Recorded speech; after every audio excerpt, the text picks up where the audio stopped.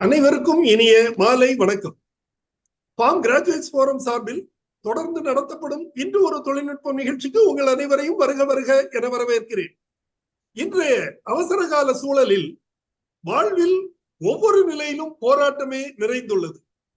தேடல் அதிகரித்துள்ள நிலையில் மன அழுத்தம் அதிகரித்து அதனால் வாழ்வையே இழக்கும் நிலைக்கு தள்ளப்படுவோர் ஏராளம். இது பற்றி அலசி ஆராயும் இந்த வகையில் இன்றைய நிகழ்ச்சி ஏற்பாடு செய்யப்பட்டுள்ளது. இன்றைய நிகழ்ச்சி தலைப்பு அனைவருக்கும் பயனுள்ள தலைப்பாக கருதப்பட்டுள்ளதால் இந்த நிகழ்ச்சி ஏற்பாடு செய்யப்பட்டுள்ளது. இன்றைய நிகழ்ச்சியை வழங்கிட சிறப்பு விருந்தினராக இங்கே வருகை புரிந்துள்ளார் கோவையை சார்ந்த டாக்டர் வெள்ளைசாமி அவர்கள். டாக்டர் வெள்ளைசாமி அவர்கள் கன்சல்டன்ட் சைக்கியாட்ரிஸ்டாக பணிபுரிந்து வருகிறார். தற்போது கேள்வி நேரம் ஆரம்பமாகிறது.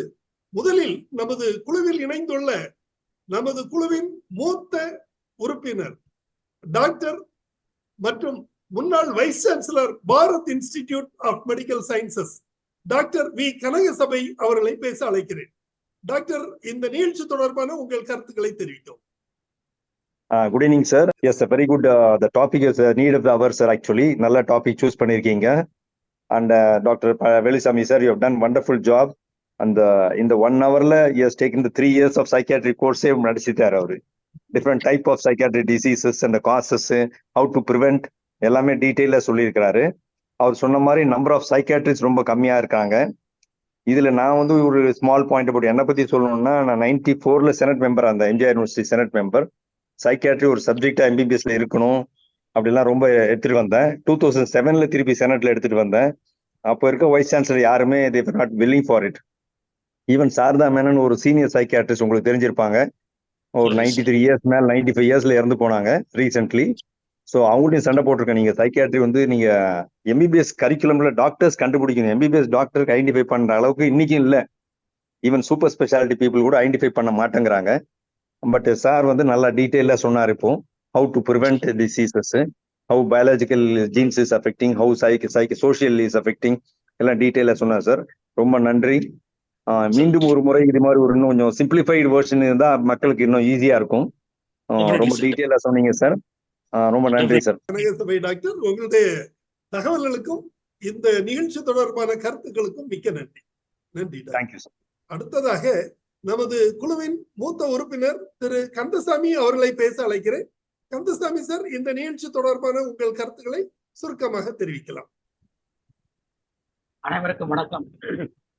டாக்டர் வெள்ளைசாமி அவர்கள் ஒரு நல்லதொரு மருத்துவம் சார்ந்த, மனநலம் சார்ந்த கருத்துக்களை தெல்ல தெளிவான முறையிலே நாம் இதுவரை அறிந்திராத சில தலைப்புகள், வகைப்படுத்துதல், ஒரு மனதை பற்றி இவ்வளவு பிரிவுகள் இருக்கிறதா, உள்மனம், வெளிமனம், அதற்கும் வெளியே இருக்கின்ற மனம் என்று பலவிதமான மனப்பிரிவுகள், மனதனுடைய மனோபாவங்கள், இப்படி பல வகையான மனித மன கோளாறுகளை மிக எளிமையான முறையில் விளக்கங்களை நமக்கு அளித்து இன்றைய ஜூம் கூட்டத்தை மிகவும் சிறப்பாக செயல்படுத்தி காட்டியிருக்கின்றார்கள். அவர்களுக்கு நமது குழுவின் சார்பாக மனமார்ந்த பாராட்டுதலை தெரிவித்துக் கொள்கின்றோம்.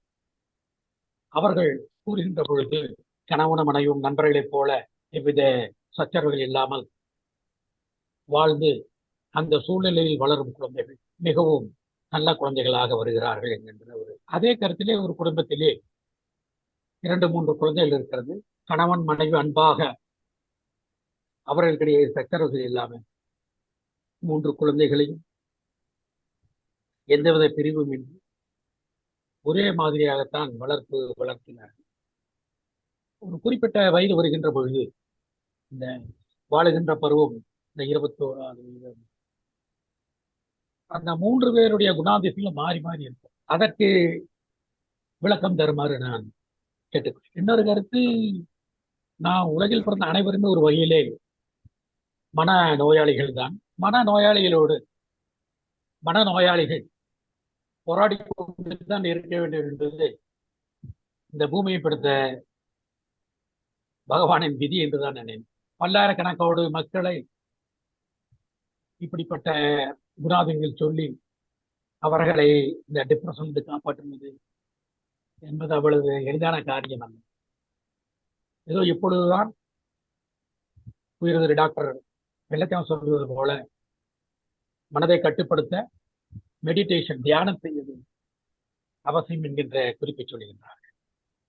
அந்த தியான முறையை கண்ணை மூடிக்கொண்டோ கண்ணை திறந்து கொண்டோ அவர்களுடைய சௌகரியத்திற்கேற்ப தினமும் ஒரு 30 நிமிடங்களாவது மனதை கட்டுப்படுத்த பழகினால் பலவித பக்க விளைவுகள் இன்றி அனைத்து மனிதர்களுமே, எனக்கு தெரிந்த சில நண்பர்கள் ஸ்ட்ரெஸ் என்று சொல்லுவார்கள், அவருடைய பாஸ் 10 நாள் கழித்து வரப்போகிறான், ஆனால் இன்றிலிருந்தே அந்த பாஸை எப்படி விமான நிலையத்திலிருந்து காருக்குள் ஏற்ற வேண்டும், நான் எப்படி உடை அணிந்திருக்க வேண்டும், எப்படி கையிலே பட்டன் இருக்க வேண்டும், கை எப்படி கட்டியிருக்க வேண்டும், இப்படி 10 நாட்களை அதையே சிந்தித்துக் கொண்டிருப்பார்கள். நான் நேரிலேயே அந்த 10 நாளும் தனியாக அமர்ந்து கொண்டு ஒரு குவார்டர் பாட்டிலை வைத்துக் கொண்டு சிந்தித்துக் கொண்டிருப்பார்கள். இப்படித்தான் செய்ய வேண்டும், அப்படித்தான் செய்ய வேண்டும். இப்படிப்பட்ட கோளாறுகள் நான் நேரிலே கண்டிருக்கின்றேன். அப்படிப்பட்ட நண்பர்களே ஒருவருக்கு ஒரு குறிப்பிட்ட வயதிலே 60 ஹார்ட் அட்டாக், இதய பாதிப்பு வந்ததை நான் கண்ணார கண்டிருக்கிறேன். இதற்கு நமது மனோதத்துவ நிபுணர் டாக்டர் வெள்ளச்சாமி அவர்கள் விளக்கம் தருமாறு கேட்டுக்கொண்டு, மிக சிறந்த ஒரு மனநல பேச்சை இன்று தந்த டாக்டர் வெள்ளச்சாமி அவர்களுக்கு பாராட்டுதலை தெரிவித்துக் கொண்டு, எனது சுற்றற்கு வாய்ப்படுத்த டாக்டர் ஜோ அவர்களுக்கும் நன்றி சொல்லி எனது கருத்தினை முடிக்கிறேன். நன்றி, வணக்கம். நன்றி திரு கந்தசாமி சார், உங்களுடைய கருத்துக்களுக்கு மிக்க நன்றி. டாக்டர் வெள்ளைசாமி அவர்கள் உங்களுக்கு பதில் அளிப்பார். சார் ஒரு 2 கேள்வி, முக்கியமான கேள்வி கேட்டிருக்கிறாங்க. 3 குழந்தைகள், ஒரே தாய் தகப்பனுக்கு பிறந்த 3 குழந்தைகள் 3 விதமாக வளர்கின்றார்களே, என்ன காரணம்? இது ஒரு அருமையான கேள்வி. அந்த கேள்விக்கு பதில் சொல்லணும்னா முதல்ல அவங்க அம்மாவுடைய கேரக்டரிஸ்டிக்ஸை பார்க்கணும், அவங்க அப்பாவுடைய கேரக்டரிஸ்டிக்ஸை பார்க்கணும். ஜீன்ஸ்னு முதல்ல நான் சொன்னேன், ஜெனட்டிக்கலி இன்கார்பரேட்டட் திங்ஸ். கேரக்டரிஸ்டிக்ஸுக்கு ஃபர்ஸ்ட் ஜீன்ஸ்ன்னு சொல்றாங்க. அவங்க அம்மாவுக்கு தைராய்டு ப்ராப்ளம் ஏதாவது இருக்குதான்னு பார்க்கணும், ஹீமோகுளோபின் கம்மியாக இருக்குதான்னு பார்க்கணும், சுகர் டெஸ்ட் பண்ணி பார்க்க வேண்டியிருக்கு, சுகர் இருக்கான்ட்டு, வேற ஏதாவது உடல் சார்ந்த வியாதிகள் இருக்குதான்னு பார்க்கணும். ஏன்னா முதல் குழந்தை பிறக்கும் பொழுது அந்த அம்மாவுக்கு வயசு என்ன, 3வது குழந்தை பிறக்கும் போது வயசு என்ன, அவர்களுக்கு உடல் சார்ந்த நோய்கள், குடும்ப சூழ்நிலை, வருமானம் எந்த அளவுக்கு இருந்தது, எல்லாவற்றையும் வைத்து பார்க்கும் பொழுதுதான் தாய் தகப்பனுடைய போக்கில் எந்த அளவுக்கு வித்தியாசம் இருந்தது, எல்லாமே சேர்ந்ததுதான் குழந்தைகளை கேரக்டரை மாத்துகின்றது. ஆக ஒவ்வொரு குழந்தையும், நான் ஏற்கனவே சொன்னேன், நீங்க 30 கோடியில ஒரு ஆளு. எந்த விந்து அணு போய் அந்த சூழலோட சேருதோ, மெண்டலியன் டாமினன்ஸ் அண்ட் ரிசசிவ். மெண்டல்னு சொல்லி ஒரு பெரிய அறிஞர் இருந்தார். அந்த மெண்டலியன் டாமினன்ஸ் அண்ட் ரிசசிவ் கேரக்டரிஸ்டிக்ஸை வச்சு பார்க்கும்போது தான் இந்த குழந்தைகளுடைய கேரக்டரிஸ்டிக்ஸும் தெரியும். நீங்க எல்லா கோயில்களுக்கும் போய் பார்த்துருப்பீங்க, டபுள் ஹெலிக்ஸ் ஸ்ட்ரக்சர், டபுள் டிஎன்ஏன்னு படிச்சிருப்பீங்க, ஆர்என்ஏ படிச்சிருப்பீங்க. அந்த டிஎன்ஏ எப்படி இருக்குன்னா டபுள் ஹெலிக்ஸ் ஸ்ட்ரக்சராக இருக்கிறது. 2 பாம்பு இப்படி வளைஞ்சு இருக்கும் பாருங்க. நாகக்கன்னிகைகள் கோயில்ல போய் பார்த்தீங்கன்னா தெரியும்.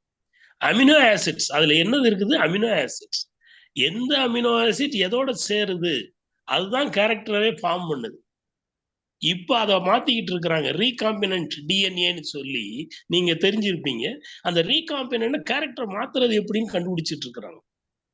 சுகருக்கு வைத்தியம் பண்ற மருந்து மாத்திர மாதிரி கேரக்டரை மாத்துறது எப்படின்னு இப்ப கண்டுபிடிச்சிட்டு இருக்கிறாங்க. ஆக ரீகாம்பினன்ட் டெக்னாலஜிங்கிறது ஃபியூச்சர்ல வரலாம். டோலின்னு ஒரு ஆடு இருந்துச்சு, எல்லா ஆடும் ஒரே மாதிரி இருக்கும், டெஸ்ட் பேபி மாதிரி. நீங்க அந்த மாதிரி குளோனிங்கிற முறையில செஞ்சீங்கன்னா எல்லாம் ஒரே மாதிரி இருக்கும். மனித வாழ்க்கையில் அப்படி கிடையாது. Situation mind set. அதுதான் உங்களுக்கு சொல்ல வந்தேன் நான். குழந்தை கர்ப்பத்துல இருக்கும் பொழுது எப்படி ஒரு ஜீவ அணு விந்து அணு போய் சூழ்குள்ள நுழையுதோ, அதுக்கு பிறகு 280 நாள் உள்ள இருக்குது. எத்தனை நாள்? அந்த 280 நாள் 10 மாசம்னு எல்லாரும் சொல்லுவாங்க. 10 மாசம் கிடையாது, 280 days தான் உள்ளேயே இருக்குது. ஒவ்வொரு நாளும் அதுக்கு ஒரு போராட்டம். உள்ள சுகமாவா ஸ்விம்மிங் பூல்ல படுத்துருந்து வந்திருக்கு? வெளியே கிடையாது. போராட்டமான காலகட்டத்தை தாண்டுதான் வருது.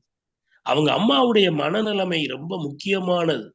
அதுதான் சொல்லுவாங்க, அந்த குழந்தை வந்து வயிற்றுல ஜனிச்சிருக்கும் போது அந்த குழந்தைக்கு நல்லது கெட்டது வாங்கி கொடு, கெட்ட வார்த்தை சொல்லி திட்டாத, கோவப்படாத, எல்லாம் சொன்னாங்க.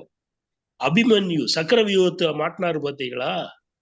அவருக்கு கிருஷ்ண பரமாத்மா வந்து எல்லா போர் திறமைகளையும் சொல்லி கொடுத்துக்கிட்டே இருப்பார் அணுகுமுறையில். இப்ப அதை வந்து அல்ட்ராசவுண்டை வச்சு கண்டுபிடிச்சு, ஆமா உள்ள குழந்தை கேட்டுக்கிட்டே இருக்குது, நல்ல வார்த்தையை பேசி பழகுங்கன்னு இப்ப டாக்டர் சொல்றாங்க. இத 5300 வருஷத்துக்கு முன்னாடியே மகாபாரதத்துல எழுதி வச்சுட்டாங்க. சக்கர வியூகத்தை எப்படி அபிமன்யு தெரிஞ்சு உடைக்கிறதுன்னு தெரியாமே போயிடுச்சு. கடைசியில கிருஷ்ணனுக்கு தெரிஞ்சிருச்சு, அதுலதான் அவர் சாவாருன்னு சொல்லி. 5300 வருஷத்துக்கு முன்னாடி இருந்த விஷயத்த இன்னைக்கு சயின்ஸ் என்ன சொல்லுது? உண்மைதாங்க. நீங்க கொஞ்சம் கன்சீவ் ஆயிருக்க பொம்பளைகிட்ட பார்த்து பேசுங்க. எதுக்கு நான் சொல்றேன்னா, characteristics of the mother, emotional feelings of the mother, situation, genetics, amino acid sequence, diet எல்லாம் சேர்ந்து, பிசிக்கல் இல்னஸஸ் எல்லாம் சேர்ந்து அந்த அம்மாவுடைய மனநிலைமையை எப்படி வச்சிருக்குதோ அதுக்கு தகுந்துதான் குழந்தையும் பிறக்கும். அதுக்கு பிறகுதான் சைக்கலாஜிக்கல், சோசியலாஜிக்கல். ஆக பயோ சைக்கோ சோசியல் மூணும் சேர்ந்துதான் கேரக்டரை வந்து டிசைட் பண்ணுது. யூ ஆர் யூனிக், ஐ ஆம் ஆல்சோ யூனிக். ஒரு குழந்தைய இன்னொரு குழந்தையோட கம்பேர் பண்ணியே வளர்க்கக்கூடாது. கம்பேரிசன் தானே எல்லா பேரண்ட்ஸும் பண்றோம். மூத்த பிள்ளை எப்படி இருக்கு, நீ எப்படி படிக்கிற, பக்கத்து வீட்டுக்காரன் பிள்ளை எப்படி இருக்கு, நீ எப்படி இருக்க, அந்த கம்பேரிசன் பண்ண அவன் கேட்பான் ஒரு நாளைக்கு, அப்படித்தான் என்ன செய்ய போற? என்ன இந்த கேள்வி கேட்டா உங்களை கார்னர் பண்ணிட்டாங்கன்னா நீங்க என்ன செய்வீங்க? இதுக்கு இடம் கொடுக்க கூடாது. இது ஃபர்ஸ்ட் கேள்விக்கு ஓரளவுக்கு ஆன்சர் நெருக்கி வந்திருக்கேன்னு நினைக்கிறேன். செகண்ட் கொஸ்டினுக்கு ஒவ்வொரு ஆபீசர் ஹையரார்கின்னு இருக்குது, புரோட்டோகால்னு இருக்குது. ஹையர் அபிஷியல்ஸுக்கு நீங்க எப்படி ரிசீவ் பண்ணணும், சென்ட் ஆஃப் பண்ணணும், ரிட்டையர்மெண்ட் ஃபங்க்ஷன் எப்படி இருக்கணும், ஆபீஸ்ல டெக்கோரம் எப்படி மெயின்டைன் பண்ணணும், இப்படி ஒவ்வொரு ஆபீஸ்ல ஒவ்வொரு மாதிரி இருக்கு. அந்த ஹையரார்கியை மெயின்டைன் பண்ணணும். இதுக்கு நீங்க நீங்களே சொல்லிட்டீங்க, கையில ஒரு கப்புல தண்ணியை வச்சுக்கிட்டு சாப்பிட்டுக்கிட்டே யோசிச்சுக்கிட்டே இருப்பாருன்னு. அதுவே தப்பு. நல்ல புத்தியில இருக்கும்போது யோசிச்சீங்கன்னா நல்ல ஐடியாக்கள் கிடைக்கும். குடி போதையில இருக்கும்போது யோசிச்சோம்னா தவறான அணுகுமுறைகள் தான் கிடைக்கும். கடைசி அவர் ஹார்ட் அட்டாக் வந்து செத்து போயிட்டாருன்னு சொல்றாங்க. 60 வயசுல இன்னைக்கு ஆவரேஜ் லைஃப் எக்ஸ்பெக்டன்சிங்கிறது 65ன்னு சொல்லிக்கிட்டு இருக்காங்க சென்ட்ரல் கவர்மெண்ட். ஆனால் அப்படி கிடையாது, 70, 80 கூடிக்கிட்டே இருக்குது. இனிமேதான் நம்ம வந்துகிட்டு வாழவே போறோம். இது வந்து 60க்கு பிறகுதான் நமக்கு வாழ்க்கையே இருக்குதுன்னு சொல்றாங்க, செகண்ட் லைஃப். இதுல சார்கோபீனியான்னு ஒரு வியாதி வருது. என்ன வியாதி? உடம்புல இருக்க தசைகள் எல்லாம் வீக் ஆயிருது, சுருங்கிருது. அதுக்கு இடம் கொடுக்காதங்க. அப்ப ஹார்ட் அட்டாக் வராமல் தடுக்கணும்னா என்ன செய்யணும்? ஆக்டிவா நீங்க இருக்கணும், எப்பயும் போல ஆக்டிவா இருக்கணும். ஹார்ட் அட்டாக்கை போஸ்ட்போன் பண்ணலாம். உடம்புல இருக்க தசைகள் எல்லாம் வலுவிழந்து விடாமல் நீங்க விசாம எக்ஸசைஸ் பண்ணிக்கிட்டே இருந்தீங்கன்னா, வாக்கிங் ப்ராப்பரா போய்கிட்டே இருந்தீங்கன்னா, மார்னிங் சன்லைட்ல வாக்கிங் போக சொல்றோம், டிப்ரெஷன் வராம தடுக்கும். ஆபீஸ் பிரச்சனையே ஆபீஸோட விட்டுறணும். வீட்டுக்கு வந்து தண்ணியை போட்டீங்களா? போடுங்க. தண்ணி போட வேண்டாம்லாம் நான் சொல்லல. தண்ணி போட்டா சந்தோஷமா போடுங்க. அதை விட்டுட்டு ஆபீசரை நினைச்சிட்டு தண்ணி போட்டீங்கன்னா உங்களுக்கு ஏறவே ஏறாது கிக்கு. தப்பா நினைச்சிடாதீங்க. ஏன்னா இவன் மனநல டாக்டரா இருந்துகிட்டு போதை மாற்று மருத்துவ நிபுணர் கூட.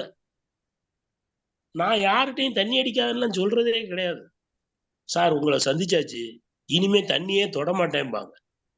அப்ப நான் சொல்லுவேன், நீ தண்ணியெல்லாம் தொடாம இருக்காத, ஒரு நாள் மட்டும் எனக்கு சொல்லு, இன்னைக்கு ஒரு நாளைக்கு நான் தண்ணி அடிக்க மாட்டேன், அந்த வாக்கு கொடுங்க. எப்படி? டெய்லி அதை சொல்லணும். விடிஞ்சு எந்திரிச்ச உடனே என்ன சொல்லணும்? இன்னைக்கு ஒரு நாளைக்கு நான் தண்ணி அடிக்க மாட்டேன், அட் எனி காஸ்ட். இப்படி நீ டெய்லி சொல்ல ஆரம்பிச்சிட்டீங்கன்னா, 40 நாளைக்கு அதை சொல்லிக்கிட்டே இருந்தீங்கன்னா 41வது நாள் இந்த பழக்கம் உனக்கு மறந்துடும். நான் கொடுக்குற மருந்து மாத்திரையும் துணை செய்யும். ஆனா உன் சத்திய வாக்கு என்னது? இன்னைக்கு ஒரு நாளைக்கு தண்ணி அடிக்க மாட்டேன். அப்படி ஒரு நாள் வரதம் தான் எனக்கு தேவை. ஆனா என்கிட்ட வர்றவங்க எல்லாம் சொல்லுவாங்க, இனிமே அடிக்கவே மாட்டேன் சார். அடி, இவனை யாரும் வேண்டாம்னு சொன்னா இன்னைக்கு ஒரு நாளைக்கு அடிக்காது. இது நல்லா இருக்குல்ல கேட்கறதுக்கு. அதனால அந்த ஆபீஸரை நினைச்சு நான் ஆபீஸோட விட்டுறணும். வீட்டுக்கு வந்து இடம் ஜாலியா இருக்கும். பொண்டாட்டி பிள்ளைகளோட ஜாலியா இருங்க. சரிதானுங்களா? ஆபீஸை நினைச்சிட்டு வீட்டுக்கு வரக்கூடாது. அப்துல் கலாம் சொன்ன ஒரு விஷயத்தை தான் உங்களுக்கு ஞாபகம் சொல்லப்படுத்த விரும்புறேன். எந்த ஆபீஸும் உங்களுக்கு கிரில வைக்க போறது கிடையாது. ஆபீஸ் வேலையை ஒர்க்கிங் ஹவர்ஸோட முடிச்சுட்டு வீட்டுக்கு வந்தோமா, வீட்டுக்கு நல்ல ஹஸ்பண்டாக நல்ல அப்பாவா வாங்க. தண்ணி அடிக்க நினைச்சீங்கன்னா அடிங்க. ஒரு நாளைக்கு மட்டும் அடிக்காம இருங்க. சரிதானுங்களா?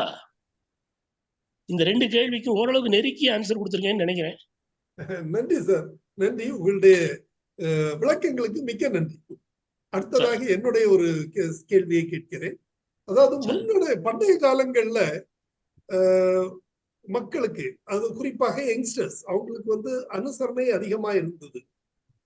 பெற்றோர்களுடன் அல்லது மாமனார் மாமியாருடன், நாத்தனாருடன், சகோதர சகோதரிகளுடன் எல்லாரிடமும் அனுசரணை இருந்தது. இப்ப வந்து டோட்டலாவே டிஃபரெண்ட் ஆயிடுச்சு, மாறி போச்சு. அதற்கும் இந்த மாதிரி மனநல பிரச்சனைகளுக்கும் ஏதாவது காரணம் இருக்குதா, அல்லது அதுக்கான காரணம் என்ன என்பது தொடர்பான தகவல். நல்ல ஒரு அருமையான கேள்வி சார். ஜெனரேஷன் கேப்னு சொல்லி நம்ம சொல்றோம். ஏற்கனவே நான் சொன்னேன், குழந்தைகளோட ஃப்ரெண்ட்லியாக நீங்க இருந்திருக்கீங்களா? கமாண்டிங்கா தான் இருந்திருக்கிறீங்க. பேரண்டிங் 4 வகையான பேரண்டிங் இருக்கு. டிக்டேட்டர்ஷிப். வீட்டுல எப்ப பாருங்க டிக்டேட்டர்ஷிப்லயே ஒரு பேரண்ட் இருப்பார். அவர்கிட்ட எந்த குழந்தையாவது சேருமா? சேராது. பெர்மிசிவ். என்ன வேணாலும் செய்ய, அப்பா பாத்துக்கிறேன், அம்மா பாத்துக்கிறேன், உங்க அப்பனுக்கு ஒண்ணும் தெரியாது, காசு தானே, எவ்வளவு வேணாலும் தரேன். பெர்மிசிவ். என்ன வேணாலும் செய்யின்னு சொல்றது. தப்பா இல்லையா?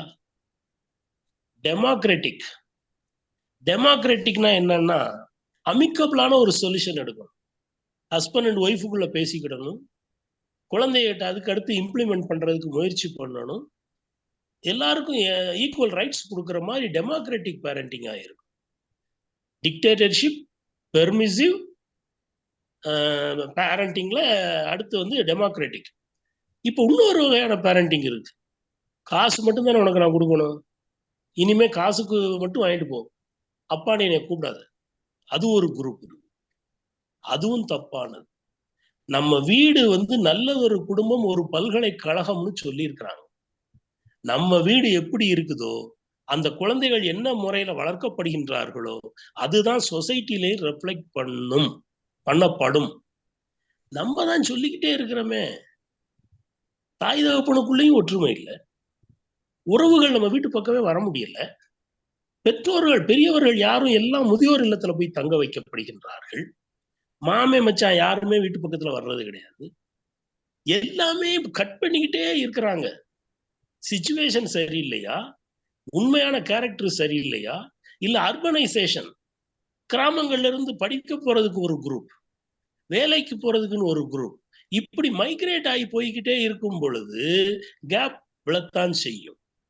2வது, இப்ப இருக்கக்கூடிய ஜெனரேஷன் சயின்டிபிக் கேட்ஜெட்ஸோட அதிகமாக உறவாடுற மாதிரி உறவுகளோட பேசுறது இல்லை, உறவுகளை சொல்லி கொடுத்து வளர்ப்பதும் இல்லை. இப்ப அதனாலதான் எல்லாருமே இப்ப டிப்ரெஷன் அதிகமாகி போச்சு. காரணம் என்னன்னா, அவனுக்கு மிஷினோட நல்லா விளையாடுவாங்க, ஆளுகளோட அவனுக்கு பேச தெரியாது. காலத்தின் போக்கு, நம்ம இதை ஏத்துக்கிட்டு தான் ஆகணும், வேற வழியே கிடையாது. இருக்கிற லைஃப்ல ஹார்மோனியஸ் வே ஆஃப் லிவிங்க்கு நம்ம தயார்படுத்திக்கிடணும். நம்மளும் நல்லா இருக்கணும், குழந்தைகளுக்கும் சொல்லி கொடுத்து வளர்க்கணும். நன்றி டாக்டர், உங்கள் கூடுதல் விளக்கங்களுக்கு மிக்க நன்றி. அதோட இன்னொரு துணை கேள்வி, அதாவது முந்தைய காலங்கள்ல கூட்டு குடும்பமாக இருந்தோம், எல்லோரும் அனுசரிச்சு போயிட்டு தான் இருந்தாங்க. அவங்களுக்கு நிறைய கட்டுப்பாடுகள் வச்சிருந்தோம். அந்த குடும்பங்களுக்குள்ளேயே ஒரு உறவுகளுக்கு நீட்டு ஒரு தனி வெயிட் இருந்தது. அத மாதிரி பெரியவங்களை பார்த்தா மதிக்கணும் அப்படிங்கிற ஒரு கட்டுப்பாடுகள் இருந்தது. ஆனா இன்றைய காலத்துல அது பள்ளிக்கூடம் முதற்கொண்டு எங்கேயுமே சொசைட்டில அதை பார்க்க முடியறது இல்லை. பெரியவங்களுக்கு நீ மதிப்பு கிடையாது, குடும்ப உறுப்பினர்களுக்கு நீ மதிப்பு கிடையாது. இதுக்கெல்லாம் காரணம் 5ல் வளையாதது 50லும் வளையாது அப்படிங்கிற ஒரு கட்டுப்பாடு இன்மை. அதுதான் காரணமா இருக்க வாய்ப்பு இருக்குதா? அது தொடர்பான உங்கள்கிட்ட. எல்லா ஸ்கூல்லையுமே இப்ப வந்துகிட்டு மெக்காலே பிரிட்டிஷ்காரன் சொல்லி கொடுத்த நம்மளை அடிமையாக்கினான் பாத்தீங்களா, கிளர்க்குகளாக. கிளர்க்கு வேலைக்கு தான் நம்மளை அதை தயார் பண்ணாங்க, மெக்காலே சிஸ்டம். அதைத்தான் இப்ப கார்பரேட் கம்பெனிக்காரனும் செஞ்சுட்டு இருக்கிறாங்க. அவங்களுக்கு தேவையான ட்ரைனிங்கை கொடுத்து நாங்க வச்சுக்கிறோங்கிறாங்க. மாரல் சயின்ஸுங்கிற கான்செப்டே ஸ்கூல்கள்ல இல்லாம போயிடுச்சு. என்னைக்கு அந்த மொராலிட்டிக்கு இம்பார்ட்டன்ஸ் நீங்க கொடுக்கறது இல்லாம போச்சோ, நீங்க சொல்லக்கூடிய மரியாதைங்கிறது பெரியவங்களுக்கு கொடுக்கணுங்கிறதும் குறைஞ்சிக்கிட்டே தான் வருது. நார்த் இந்தியாவில் அது இருக்குது, ஜெயின் ஃபேமிலியிலாம் அது இருக்குது, நான் பார்த்துருக்கிறேன். எல்லா இதுவுமே பார்த்தீங்கன்னா அவங்க ஃபேமிலியில இருக்கு. அவங்க இதுலேயும் ஜாயின்ட் ஃபேமிலி சிஸ்டம் இருக்கத்தான் செய்யுது. அடுப்புகள் தனித்தனியாக இருக்கும், அடுப்புகள் தனித்தனியாக இருக்கும், ஆனால் வீடு ஒரே வீட்டில் இருப்பாங்க. இப்பயும் சவுத் இந்தியாவிலையும் நிறையா ஃபேமிலிஸில் பார்த்தீங்கன்னா தனித்தனி அடுப்பாக இருக்கும், வீடு ஒன்றா இருக்கும். முன்காலத்துல எப்படி இருந்துச்சுன்னா, பெரியவர் ஒரு ஆள் இருப்பாரு, எல்லாரும் சம்பாதிச்சு கொண்டு வந்து அவர்கிட்ட கொடுத்துருவாங்க, அவர் பார்த்து செலவழிச்சுட்டு இருப்பாரு, எல்லாருக்கும் ஈக்குவலா கொடுத்துக்கிட்டு இருந்திருப்பாரு. இப்ப அப்படி கிடையாது. Economical educational independence, economic independence எல்லாம் வரும் பொழுது, கம்பேரிசன் ஸ்டேட்மெண்ட் வர ஆரம்பிக்கும் பொழுது, யாரும் யாருக்கும் அடிமை இல்லைங்கிற எண்ணம் வந்ததுக்கு பிறகு, மொராலிட்டி மாரல் சயின்ஸ் சொல்லி கொடுக்கறதுக்கு ஆளுகை இல்லைன்னு ஆனதற்கு பிறகு நம்ம எதிர்பார்க்க கூடாது. நம்மள ஓரளவுக்கு அனுசரிச்சு போறாங்களா அப்படின்னு நினைக்க கூடாது. நம்ம அவங்கள ஓரளவுக்கு அனுசரிச்சு போறோமா இப்படி நினைச்சிட்டோம்னா நமக்கு நிம்மதி. லைஃப்ல நம்ம தெரிஞ்சுக்கிட வேண்டிய விஷயம் ஒண்ணு இருக்கு, ஃப்ரஸ்ட்ரேஷன் டாலரன்ஸ். என்னது sir? Frustration tolerance. Life is not a rosy path to travel freely and easily. It has thorns also. குழந்தைகளுக்கு இருந்தே அதை சொல்லி கொடுத்தே வளர்க்கணும். நினைச்சதெல்லாம் நடக்காது, கேட்கறதெல்லாம் நடக்காது. Control, reward and punishment, reward and punishment. எந்த நேரம் கட்டுப்பாடோட வைக்கணும், எப்போ ரிவார்டு கொடுக்கணும், இப்படி ஒரு reward and punishment way of handling the திங்ஸ்ல வச்சுக்கிட்டோம்னா, ஃப்ரஸ்ட்ரேஷன் டாலரன்ஸை டெவலப் பண்ணிக்கிட்டோம்னா நமக்கு வருத்தம் அதிகமாக வராது. இன்னொரு விஷயம், குழந்தைகளுக்கு முக்கியமான விஷயம் சொல்லி கொடுக்க வேண்டியது எமோஷனல் இன்டெலிஜென்ஸ். Emotional intelligence. உங்களுக்கு 3 வகையான ஹெல்த் தான் சொன்னேன் நான். Physical health, mental health and social health 3 தான் சொன்னேன் ஆரம்பத்துல. இப்ப 2 ஹெல்த் சேர்த்துக்கங்க, emotional health and spiritual health. இந்த 2 ஹெல்த்தையும் சேர்த்தீங்கன்னா மொத்தம் 5 ஹெல்த் ஆயிருச்சு. எமோஷனல் ஹெல்த்னா என்னன்னா, showing your right emotion to the right person in right quantity for the right cause in right time. இந்த 5 R முக்கியம். R, rights, showing your right emotion to the right person in right time for the right cause in right quantity. இந்த 5 R பிள்ளைகளுக்கு நீங்க develop பண்ணி கொடுக்கணும். சின்ன வயசுல இருந்து சொல்லி கொடுத்தே வளர்க்கணும். நம்மளும் இதை வளர்த்துக்கிறதுக்கு முயற்சி பண்ணணும். அப்பதான் நமக்கு ஃப்ரஸ்ட்ரேஷன் வராது. என்னடா இவன் மதிக்கவே மாட்டேங்கிறான் நினைக்கவே கூடாது. அந்த வயசுல நம்ம எப்படி இருந்தோம் நம்ம யோசிச்சு பார்த்தோம்னா, நம்மளும் அந்த வயசை தாண்டி தான் வந்தோம். ரிபல்லியஸ்னஸ் அண்ட் ரிவோல்டிங் அகைன்ஸ்ட் அத்தாரிட்டி. எப்படி? போடா, கபாலிடா, நெருப்புடா, அந்த வயசுல சொல்லு. நம்ம கபாலியா, நல்லதுடா இருந்துக்க நம்ம ஜாலியா சிரிச்சுக்கிட்டே போயிடணும். அதை விட்டுட்டு என்கிட்டே வா கேட்டோன்னு வைங்க, என்ன ஆகும்? போ பெருசுமா. எப்படி? போ பெருசுமா. அப்ப இந்த ஃப்ரஸ்ட்ரேஷன் டாலரன்ஸ் அவங்களுக்கு எப்படி நம்ம சொல்லி கொடுக்குறோமோ நம்மளும் அதை வளர்த்துக்கிட்டே இருக்கணும். It is not an easy task.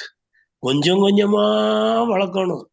Frustration tolerance, emotional intelligence, இது 2யும் மாரல் சயின்ஸ் சொல்லி கொடுத்தா மாரல் ஹெல்த், ஸ்பிரிச்சுவல் ஹெல்த் சின்ன வயசுல இருந்து என்ன சொல்லிக் கொடுக்க வேண்டியது? நம்ம வீட்டுல எங்கேயாவது சாமி கும்பிடுறோமா? நம்ம சாமி கும்பிடுற பழக்கமே குறைஞ்சிருச்சு. கடவுள் இருக்காரா? கேள்வி வேற. ஒரு பாட்டை நான் பாடுறேன், அதான் உங்களுக்கு கரெக்டா இருக்கும். உள்ளம் பெருங்கோயில், ஊனுடம்பு ஆலயம், வள்ளல் பிரானுக்கு வாய் கோபுரவாசல், தெள்ளத் தெளிந்தார்க்கு சீவன் சிவலிங்கம், கள்ள புலனைந்தும் காளா மணிவிளக்கே. சிவன் எங்க இருக்காரு? எங்கெங்கயோ போய் தேடி அலைஞ்சா கிடைக்க மாட்டாரு. நீதான் சிவன். அகம் பிரம்மாஸ்மி, அகம் பிரம்மாஸ்மி. இந்த பிரபஞ்சத்தின் சக்தியில ஒரு பகுதி தான் நீங்க. 30 கோடி ஜீவ அணுக்கள்ல, விந்தணுக்கள்ல நீங்க ஒரு ஆளா வந்து இன்னைக்கு உட்கார்ந்துட்டு பேசிட்டு இருக்கோம்ல, அப்ப யூ ஆர் யூனிக்கா இல்லையா? அதத்தான் இவர் சொல்றாரு. ஓடி ஓடி ஓடி ஓடி உட்கலந்த சோதியை நாடி நாடி நாடி நாடி நாட்களும் கழிந்து போய் வாடி வாடி வாடி வாடி மாண்டு போன மாந்தர்கள் கோடி கோடி கோடி கோடி எண்ணிறந்த கோடியே. எல்லாரும் எடக்கு மடக்கா பேசி பேசி தன்னைத்தானே அழிச்சுக்கிட்டாங்க. உள்ள சீவனும் சிவனும் ஒண்ணுதான்னு தெரியாமையே. நீங்க சிவன்னா நானும் சிவன் தானே. அப்போ உங்களை நான் ஏன் அவமரியாதைப்படுத்தி பேசணும்? வாய் கோபுரவாசல், நல்ல வார்த்தையை சொல்லி வளர்த்தோன்னு வச்சுங்க. அடுத்தது பாருங்க. எண்ணிலே இருந்த ஒன்றை யான் அறிந்தது இல்லையே, எண்ணிலே இருந்த ஒன்றை யான் அறிந்து கொண்டபின் எண்ணிலே இருந்த ஒன்றை யார் காண வல்லரோ, எண்ணிலே இருந்திருந்து யான் உணர்ந்து கொண்டேனே. இத படிச்சோம்னாலே என்ன ஆகுதுன்னா, அனாவசியமா யார்கிட்டையும் எதுவுமே பேச மாட்டோம். என்னைய நான் லவ் பண்ணணும், நார்சிசிசம். அதுக்கு என்ன பேரு sir? Narcissism, loving one self. என்னைய நான் லவ் பண்ண ஆரம்பிச்சிட்டேன்னு வைங்க, உங்களையும் நான் லவ் பண்ணுவேன்ல. அப்ப என்னைய எனக்கு பிடிக்கலன்னா உங்களை எப்படி எனக்கு பிடிக்கும்? அப்ப ஃபண்டமெண்டல் என்னது? எனக்குள்ள சிவன் இருக்காரு, ஜீவன் இருக்குல்ல, ஜீவன் தான் சிவன் எனக்குள்ள இருக்காரு. அப்ப என்னைய நான் லவ் பண்ணணும். கெட்ட பழக்கம் எதுவும் செய்யக்கூடாது, கெட்ட வார்த்தை பேசக்கூடாது. காக்னிஷன், கோனேஷன், அஃபெக்ட், அந்த ட்ரையாங்கிள் டிஸ்டர்ப் ஆகாம பார்த்துக்கோ. Who am I? Who am I? இத நான் புரிஞ்சுக்கிட்டேன்னா உங்களை நான் துவேஷமா பேசவோ செய்யவோ மாட்டேன். அப்ப குடும்ப உறவுகள் எப்படி இருக்கும் பாருங்க, சூப்பர் உறவுகளா இருக்கும். நல்லா இருங்க சார், நல்லா நன்றி சார், நன்றி சார், நன்றி சார். கூடுதல் தகவல்களுக்கு மிக்க நன்றி. அடுத்ததாக நமது தமிழ்நாடு வேளாண்மை துறையில் கூடுதல் இயக்குநராக பணிபுரிந்து ஓய்வு பெற்ற முன்னாள் அதிகாரி டாக்டர் பி இளங்கோவன் அவர்களை பேச அழைக்கிறேன். டாக்டர் இளங்கோவன் தான் நமது இன்றைய சிறப்பு விருந்தினர் டாக்டர் வெள்ளைசாமி அவர்களை எனக்கு அறிமுகப்படுத்தினார்கள். இப்ப வந்து நிறைய இடங்கள் வந்து பாக்குறோம் சார், சமுதாய பிரச்சனை இருக்கு சார். அன்பு காட்டி அடிவாங்கிறவங்க இருக்காங்க சார். அதுக்கு என்ன சார் நம்மளுடைய சொல்யூஷன்? காதல் சொல்யூஷன் சில பேர் அடிக்க வர்றாங்க, உதைக்க வர்றாங்க. லவ் பண்றது ஒரு வியாதியா என்ன சார்? அதை பத்தி சொல்லுங்க சார். இந்த வார்த்தை காதல் பிரச்சனைகள்ல அடி வாங்கினவங்களும் இருக்கிறாங்க. முதல்ல அது காதலானே சந்தேகமா இருக்கு. போத் சைட்ஸ் லவ்வா, ஒன் சைடு லவ்வா? நிறைய பேர் அருவா எடுத்து வெட்டிடுறாங்க. ஆசிட் த்ரோ, விட்ரியோலேஜ், அதுக்கு பேர் விட்ரியோலேஜ். ஆசிட்டை ஊத்திட்டு போயிடுறாங்க. ஆக அது எந்த விதமான காதல்னு சொல்லிட்டீங்க. அன்பை கொச்சைப்படுத்தக்கூடாது. ஒரு ஆளு மேல அன்பு வச்சிட்டோம்னா அவங்க அதை புரிஞ்சுக்கலன்னு வைங்க, நம்ம அமைதியா ஒதுங்கிடணும். அடி வாங்கிட்டோம்னு நினைக்க கூடாது. நம்ம அவங்க எதிர்பார்க்கிறபடி நம்மகிட்ட பிளஸ் பாயிண்ட்ஸ் என்ன இல்லை, அதை நம்ம ரெக்டிஃபை பண்ண பார்த்துக்கிடணும். அதை விட்டுட்டு அவங்களுக்கு அகைன்ஸ்டா நம்ம எதுவும் செய்யவும் கூடாது, அதை தவறாகவும் நினைக்கவும் கூடாது. சரி, அவர்கள் எதிர்பார்த்தபடி நம்மகிட்ட இல்லை, அவங்க என்ன எதிர்பார்த்தாங்கன்னு அவங்களுக்கு தெரியாது. காலப்போக்கில் அதை அவர்கள் புரிந்து கொள்ளலாம், புரிந்து கொள்ளாவிட்டாலும் பரவாயில்லை. லவ்ங்கிறது டோபமைன்கிற ஒரு கெமிக்கல் நியூரோ டிரான்ஸ்மிட்டர் சம்பந்தமானது. நான் நிறைய பேசணும்னு நினைச்சேன். சைக்காட்ரி வந்து இன்னைக்கு வந்து டைம் கன்சியூமிங், டைம் கன்ஸ்டைன்ட் இருந்ததுனால ரொம்ப பேச முடியல. டோபமைன்கிறது தான் ஒரு லவ் நியூரோ டிரான்ஸ்மிட்டர். அந்த டோபமைன் நமக்கு நிறைய இருக்குது, அவங்களுக்கு கம்மியா இருக்குன்னு வச்சுக்கிட வேண்டும். அதனால சமூக சூழ்நிலை கருதி பலவிதமான ஃபேக்டர்ஸ் இருக்கு. ஒரு லவ் சக்சஸ் ஆகலைன்னா அதுக்கு பலவிதமான காரணங்கள் இருக்குது. குறிப்பிட்டு என்னென்ன காரணங்கள்னு நேரம் சொல்லி விளக்கமாக சொல்ல வர்றதுக்கு டைம் இல்லை. நம்ம தனியாக ஒரு நாளைக்கு பேசிக்கலாம். இல்ல சார், அது வந்து it is called mental illness. Psychologically called one will find something happiness in others relationship தான். இப்போ it comes from various ages, various லெவல்ஸ்ங்க. இப்போ ப்ரிப்பேரிட்டி ஆஃப் த ரிலேஷன்ஷிப்ல வந்து இன்னைக்கு எல்லா கம்பெனி போனதெல்லாம் தேர் ஆஸ்கிங் ஃபார் எமோஷனல் கோஷன்ட்ங்கிறாங்க சார். அது மாதிரி ஒரு முக்கியமான ஒரு ஃபேக்டர் ஃபார் வெரிஃபிகேஷன் இருக்காங்க சார் ஜாப்ல எல்லாம். அந்த ஸ்டூடெண்ட்ஸ் தான் கேட்கறாங்க அந்த மாதிரி. ஸோ இந்த டாபிக் வந்து நம்ம வந்து எல்லாம் டச் பண்ணிக்க. I appreciate all the components of the psychological concepts covered in your professional way. So introvert and extrovert அப்படி ரெண்டு விதமான வேர்ட்ஸ் இருக்குங்க சார். அது நீங்க சொல்லிட்டீங்க கரெக்டா. சில பேர் ரெண்டு கலந்துருக்காங்க, அவங்க ஆம்பிவேர்ட்னு சொல்றாங்க.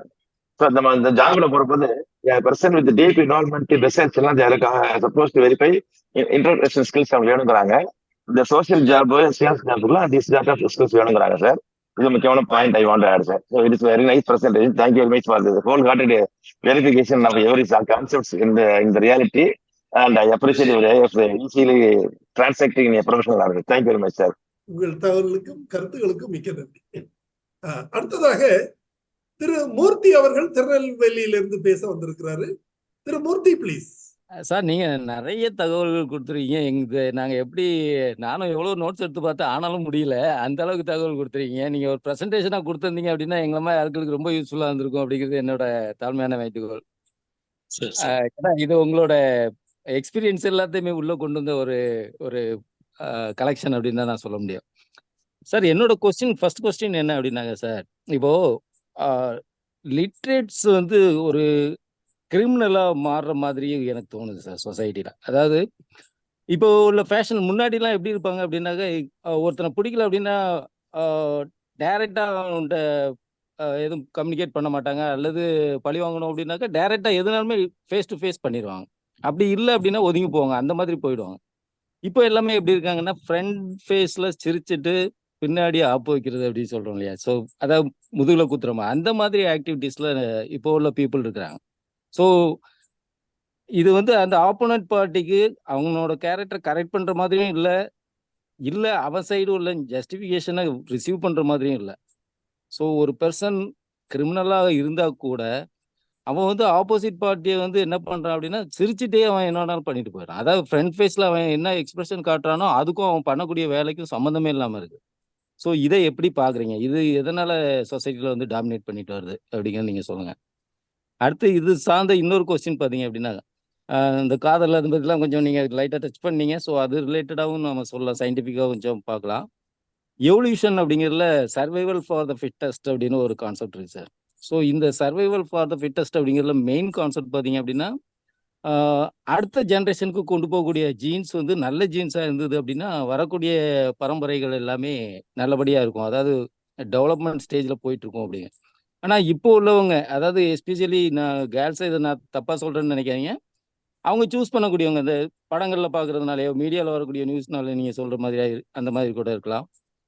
ஒரு கிரிமினல்ஸையோ அல்லது ஒரு தப்பான காரியம் அப்படின்னு சொசைட்டியில் ஐடென்டிஃபை பண்ணப்பட்டதை கூட அவங்க என்ன பண்ணுறாங்க அப்படின்னா அக்செப்ட் பண்ணிவிட்டு அதை நெக்ஸ்ட் ஜென்ரேஷன் கொண்டு போகிறது மாதிரி இருக்கு. ஸோ அப்படி போகும்போது நான் சொல்ல ஒரு பாயிண்ட் உங்களுக்கு ரிசீவ் ஆகும்னு நினைக்கிறேன். ஸோ அந்த பாயிண்ட் ஆஃப் வியூ அவங்க கேரி அவுட் பண்ணிட்டு போறாங்க அப்படின்னாக்க அடுத்தடுத்த ஜென்ரேஷன், அதாவது நல்லவங்களுக்கு மதிப்பு இல்லாம, நல்ல செயல்களுக்கு, அதாவது நல்ல டேலண்ட் உள்ள ஜீன்ஸுக்கு மதிப்பு இல்லாம பேட் ஆக்டிவிட்டிஸ் ஃபியூச்சர் ஜென்ரேஷனுக்கு எடுத்துட்டு போறதுக்கு வாய்ப்பு அதிகமா இருக்குது அப்படிங்கிற மாதிரி நான் ஃபீல் பண்றேன். அதோட இம்பாக்ட் எப்படி? குறுக்கோடு இன்டெலிஜென்ஸ் சொல்லி எல்லாருக்கும் வந்து பிரெயின்ல sir left brain right brain சொல்லி பிரிச்சோம் இல்லையா, left half and right half. இந்த ரைட் ஆஃப் தான் குறுக்கோடு இன்டெலிஜென்ஸுக்கு காரணமா இருக்கு. படிச்சவங்க லிட்ரேட்ஸ் வந்து நிறைய பேர் இப்ப தப்பு பண்றாங்க, ஆனா கண்டுபிடிக்க முடியவில்லை. பார்க்கும்போது சிரிச்சுக்கிட்டு இருக்கிறாங்க, பேக் ஸ்டாப் பண்றாங்க சொன்னாங்க. அதுக்கு படிப்புக்கும் அதுக்கும் சம்பந்தமே கிடையாது. படிக்காதவர்களும் செய்வார்கள், படித்தவர்களும் செய்வார்கள். படித்தவர்கள் செய்வது வந்து கொஞ்சம் கண்டுபிடிக்கிறதுக்கு கொஞ்சம் நாளாகும். புல்லிங் அது ஒரு கான்செப்ட். சைபர் புல்லிங் அடுத்து வந்துருச்சு. புல்லிங் அண்ட் சைபர் புல்லிங் யாருமே கண்டுபிடிக்கவே முடியாத அளவுக்கு இன்னைக்கு டெக்னாலஜி அட்வான்ஸா போனதுக்கு பிறகு, ஏற்கனவே நான் சொன்னேன் இல்லையா, கேரக்டர் அசாசினேஷன் அப்படியும் நடந்து ரம்யா பிள்ளைய கொன்ன மாதிரி அது கொலை தானே. அதேபடி இன்னைக்கு லிட்ரேட்ஸ் தான் நிறைய பண்றாங்க. கேட்டா ஜெனரலைஸ் பண்றாங்க. புதிய பாதை, பார்த்திபன் சீதா படத்தை, அந்த படம் பார்த்துருந்தீங்கன்னா தெரியும். அவன் ரவுடியா இருப்பான். சீதா வந்து அவனை திருத்துறதுக்கு முயற்சி பண்ணி கடைசி ஃபெயிலியராகவும் ஆயிடும். அவங்களுடைய பர்சனல் லைஃபும் ஃபெயிலியர் ஆயிடுச்சு. எப்படி புதிய பாதை சினிமாவுக்கு வேணா வசூலுக்கு வேண்டி எடுக்கப்பட்ட படமா இருக்கும், நல்ல கிடைச்சது. வாழ்க்கையிலேயே அவங்களால வந்து சக்சஸ்ஃபுல்லா நடத்த முடியல. அதற்கு பின்னாடி என்னென்ன காரணங்கள் நமக்கு தெரியாது. No controversial. எதுக்கு நான் சொல்றேன்னா, டைரக்டர்கிட்ட இப்ப எல்லாருமே கேட்கறாங்க, நீங்க ஒரு காவாலி பயலுக்கு பொண்ணு லவ் பண்ற மாதிரி தானே காட்டுறீங்க, ஒரு மெக்கானிக்கை லவ் பண்ற மாதிரி காட்டுறீங்க, ஒரு பால்காரனை லவ் பண்ற மாதிரி காட்டுறீங்க, ரவுடியை லவ் பண்ற மாதிரி காட்டுறீங்க, காதல் பண்ற மாதிரி. இதெல்லாம் சொசைட்டி கெட்டு போறதுக்கு நீங்க சந்தர்ப்பத்தை உருவாக்கி கொடுத்த மாதிரி இருக்காதான்னு டைரக்டர் கிட்ட கேட்கும்போது அவங்க சொன்னாங்க, சொசைட்டி எப்படி இருக்கோ அதைத்தான் நாங்க காட்டுறோம் அப்படின்னு அவங்க சொன்னாங்க. ஆனா அப்படி கிடையாது. நிறைய பேர் சோசியல் கான்சைஸ் இருக்கிறவங்க எல்லாருமே வருத்தப்பட்டுக்கிட்டு இருக்கக்கூடிய ஏரியா இது. சென்சார் போர்டு இருக்கத்தானே செய்யுது. அவங்க என்ன செய்யறாங்க? எல்லாமே அக்செப்ட் பண்ணிட்டு தானே இருக்காங்க. அதனால நம்ம சில கேள்விகளுக்கு நம்மளால வந்து பதில் சொல்ல முடியாது. நம்மளை திருத்திக்கிறது மட்டும் நமக்கு நல்லது. நம்ம பிள்ளைய பாதை மாறி போயிடாம இருப்பதற்கு என்ன வழிமுறைகளோ அதை மட்டும் செஞ்சுட்டு நம்ம ஒழுங்கா இருந்தா தான் நம்ம பிள்ளைகளும் நல்லா இருக்கும். பழமொழி இருக்கும், அவரை போட்ட துவரை முளைக்கும்பாங்க. என்னது? அவரை போட்டீங்கன்னா அவரை தான் முளைக்கும், துவரை முளைக்காது. நீங்க அவரைய போட்டுட்டு துவரை முளைக்கணும்னு ஆசைப்பட்டீங்கன்னா எப்படி? அதனால ஒரு டீடியஸான ஏரியா இந்த ஏரியா. பேரண்டிங் ஒரு கஷ்டமான விஷயம். அதனால பிள்ளைய நல்லபடியாக வளரணும், வாழணும், அடுத்த ஜெனரேஷன் நல்லா இருக்கணுங்கிறதுக்கு நம்ம எல்லாரும் சேர்ந்து முயற்சி பண்ணோம். வேதாத்திரி மகரிஷி அவர்கள் வாழ்க வளமுடன், வாழ்க வையகம் திருப்பி திருப்பி நீங்க சொல்லிக்கிட்டே இருங்க. சொல்ல சொல்ல உங்களுடைய ஜீன்ஸ் அதுவாகவே மாறிடும். ஃபியூச்சர் ஜெனரேஷன் நல்லா இருக்கும் சொல்லி ஒரு வாழ்த்து பாடலும் பாடியிருக்காங்க. அதுக்கு உலக நல வாழ்த்து. அது ஒண்ணுதான் நான் பாடி உங்களுக்கு இது பண்ண முடியும் சாருக்கு. உலகமெல்லாம் பருவமழை ஒத்தபடி பெய்யட்டும், உழவரெல்லாம் தானியத்தை ஓப்புடனே பெருக்கட்டும், பல தொழில்கள் புரிகின்ற பாட்டாளி உயரட்டும், பகுத்துணர்வில் தொகுப்புணர்வு பண்பாட்டை உயர்த்தட்டும், கலகங்கள் போட்டி பகை கடந்தாட்சி நடக்கட்டும், கல்லாமை கடன் வறுமை களங்கங்கள் மறையட்டும், நல்வாழ்வை அளிக்கும் மெய்ஞான ஒளி வீசட்டும், நம் கடமை அறவாழ்வின் நாட்டத்தே சிறக்கட்டும். வேதாத்திரி மகரிஷி. அடுத்த ஜெனரேஷன் எல்லாமே உண்மை. கால் கஸ்டவ் யுங் சொன்னது கலெக்டிவ் அன்கான்சியஸ்னஸ். கலெக்டிவ் அன்கான்சியஸ்னஸ்ங்கிற தியரி. நீங்க என்னவாக நினைக்கின்றீர்களோ அதுவாகவே ஆவீர்கள். அதாவது அஷ்டதிக்கு பாலகர்கள் இருக்கின்றார்களாம். 8 திசையில குட்டி தெய்வங்கள் 8 பேர். அவங்களுக்கு வேலையே அப்படியே ஆகட்டும் அப்படியே ஆகட்டும்னு சொல்லிக்கிட்டு இருக்கிறது தான் அந்த அஷ்டதிக்கு பாலகர்கள் வேலையா. இப்ப சாரு கேட்ட கேள்வி, நம்முடைய அடுத்த ஜெனரேஷன் எப்படி இருக்கும்னு பயமா இருக்குது. இவங்க படுத்துற பாடு, இவங்க காட்டுற சீன்ஸ், அடுத்த ஜெனரேஷன் நல்லா இருப்பதற்கு என்ன வழின்னு சாரு கேட்டாங்க. அஷ்டதிக்கு பாலகர்கள் இந்த இதை கேட்டுக்கிட்டு இருப்பாங்கன்னு நம்புறேன். அவர்கள் சொல்லட்டும், அப்படியே ஆகட்டும்னு நல்வழியை காட்டட்டும் நம்ம பிள்ளைகளுக்கு. இது ஒண்ணுதான் நம்ம பிரேயர் தான் நமக்கு வந்து செய்ய முடியும். Surrender to the god, surrender to the god. இல்லைன்னா நம்ம ரெஸ்பான்சிபிலிட்டி எல்லா விஷயத்துக்கும் எடுத்துக்கிட முடியாது, நம்மளால முடியாது. அதனால பொறுப்பு அவர்கிட்ட ஒப்படைச்சிருவோம். அவர் பார்த்து நல்ல சமுதாயத்தை உருவாக்கட்டும். இதோட அடுத்த லெவல் கொஸ்டின் நான் ஒன்று கேட்டுக்கிறேன் சார். சார் இப்போ பேரண்டிங் அப்படிங்கிற இந்த டாபிக் கொண்டு வந்தீங்க. இப்போ இதுல இப்போ பேரண்டிங் அப்படிங்கிறப்போ சொசைட்டி, அதாவது நீங்க இப்போ ஒரு பழமொழி சொன்னீங்க இல்லையா, எல்லாரும் அமனமா இருக்கும்போது நாம மட்டும் கோவணம் கட்டியிருந்தா நாம தான் வித்தியாசமா பார்க்கப்படுவோம் அப்படிங்கிற அவங்க தான் அஃபெக்ட் ஆவாங்க அப்படிங்கிற மாதிரி சொல்றீங்க.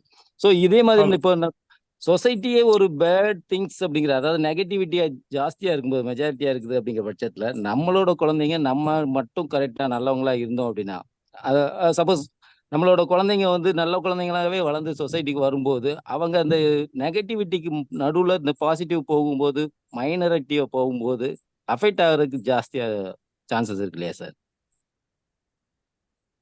நம்மளுடைய பயம்தான் சார். நம்மளுடைய அதைத்தான் ஸ்ட்ரெஸ்ன்னு சொன்னேன் நான்.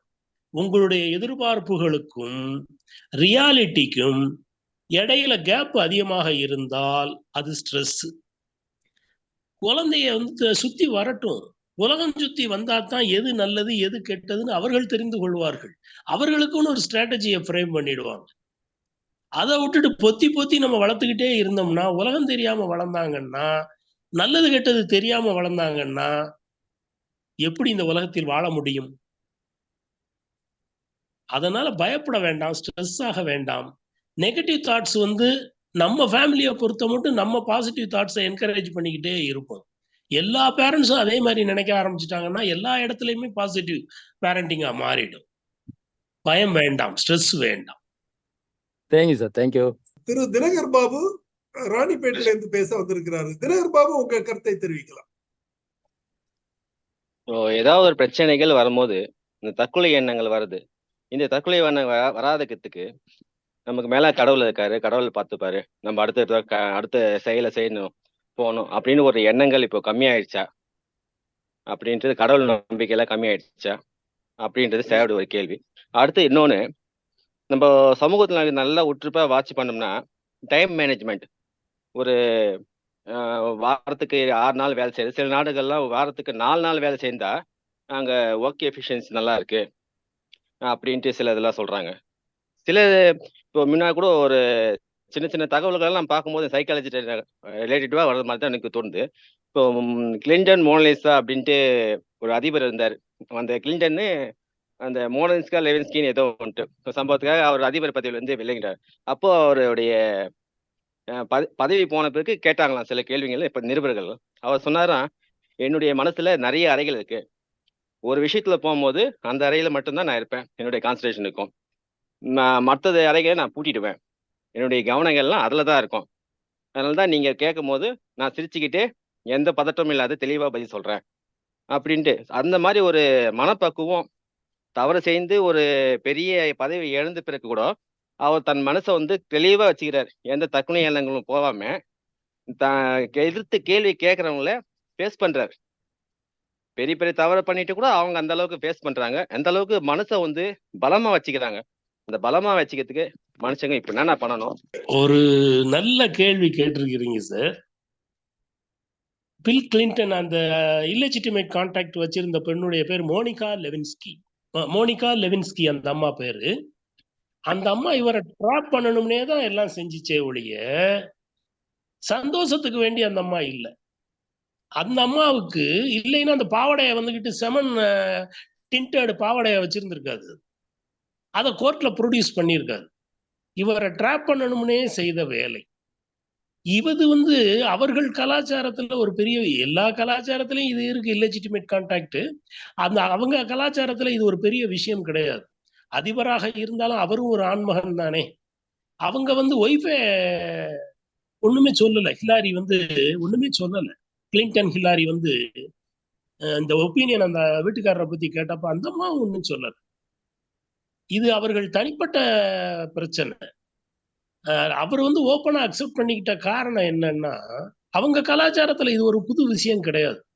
சூசைடுக்கு போற அளவுக்கு கிடையாது. இங்க அப்படி கிடையாது. சென்சிட்டிவான ஏரியா இங்க. இமேஜ் எப்படிங்க, ஸ்ட்ரெஸ்ல முக்கியமானது என்னன்னா, என்னுடைய இமேஜ் ஷேட்டர் ஆயிடுச்சுன்னு வச்சுக்கோங்க. இமேஜுக்கு தான் எல்லாருமே பயந்துகிட்டு இருக்கிறாங்க. அந்த இமேஜ் ஷேட்டர் ஆகும்போது சூசைடை நோக்கி அவர்கள் தள்ளப்படுவார்கள். சூசைடுங்கிறது ஒரு இம்பல்சிவிட்டின்னு சொல்லி சொல்றதா, பிளான்டு சூசைடுன்னு சொல்றதா? நான் ஏற்கனவே ஆரம்பிக்கும் போதே சொன்னேன், அடுத்த வருஷம் திதி வர்ற வரைக்கும் ஒரு ஆள் காத்துக்கிட்டு இருப்பாங்க. அந்த திதி அன்னைக்கு வேலையை முடிச்சுட்டு அன்னைக்கு சூசைட் கமிட் பண்ணுவாங்கன்னு சொன்னேன். டெத் நோட்லாம் எழுதி வச்சுட்டு பிளான் பண்ணி செய்யறவங்களும் இருக்கிறாங்க. இம்பல்சிவிட்டி மனசுல தோணுன உடனே போய் செய்யறவங்களும் இருக்கிறாங்க. ஆக சூசைடுங்கிறது பெரிய ஏரியாங்க. அதுக்கு நிறைய கவுண்டர்ஸும் இருக்கு. சூசைட் கவுண்டர்ஸ் வேற இருக்கு. சூசைட் கவுண்டர் என்னன்னா, இன்னென்ன காரணத்தினால நான் சூசைட் பண்ணக்கூடாதுங்கிறதுக்கு வேண்டி அவர்கள் காரணம் நிறைய வைத்திருப்பார்கள்.